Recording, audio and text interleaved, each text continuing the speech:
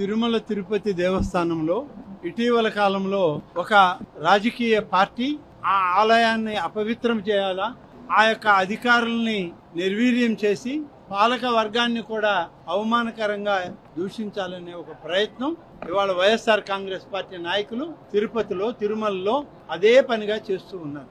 ఏదైనా ఒక మంచి కార్యక్రమం వస్తే దాన్ని అడ్డుకునే ప్రయత్నమే కానీ ఇంకా బాగా చేయండి లేదా ఈ విధంగా చేయండి ఇంకా మెరుగైన భక్తులకి మెరుగైన సేవలు వస్తాయని మాత్రం వాళ్ళు చెప్పరు.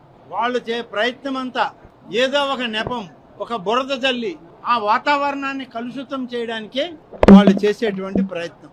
బ్రహ్మోత్సవాల సమయంలో ఒక రకమైన నిందలు వేశారు, ముక్కోటి ఏకాదశి నాడు మరొక రకంగా, నిన్న అందరికీ ఆరాధ్యుడైనటువంటి కోదండరామస్వామి కళ్యాణం గతంలో ఎన్నడూ లేనటువంటి విధంగా ఒంటిమిట్టలో చేస్తూ ఉంటే ఈ యొక్క గోశాల గురించి మాట్లాడడం, ఇవన్నీ చూస్తూ ఉంటే ఏమర్థమవుతుందంటే వైఎస్ఆర్ కాంగ్రెస్ పార్టీ నాయకులకు ఈ ప్రభుత్వం మీద ముఖ్యమంత్రి గారి మీద నిందలు మోపడమే ఒక లక్ష్యంగా పెట్టుకున్నారు. దానివల్ల ఫలితాలు ఏమి లేవు. నిన్ననే మా పార్టీ కాదు, మాకు ఎలాంటి అలయన్సులు లేవు, సిపిఐ పార్టీ జాతీయ నాయకులు నారాయణ గారు గోశాలకు వెళ్ళారు. వారు ఏం చెప్పారు మీరు అందరూ విన్నారు.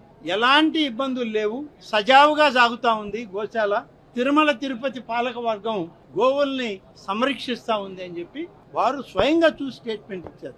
అయినా వీళ్ళకి తృప్తి లేదు. ఇవాళ ఛాలెంజ్లు, మీరు రాండి మేము రాండి, ఏమి ఛాలెంజ్లు చేస్తారు మీరు? ఎక్కడైనా సరే కొన్ని సహజ మరణాలు అనేవి ఉంటాయి. సహజ మరణాలను కూడా పాలక మండలి లేకుంటే రాష్ట్ర ప్రభుత్వమో వాటి వల్ల వచ్చింది అని చెప్పి నిందల్ని మోపడానికి భూమన కరుణాకర్ రెడ్డి లాంటి నాస్తికుడు చేయడం ఇది నాస్తికత్వం అనిపించుకుంటుంది.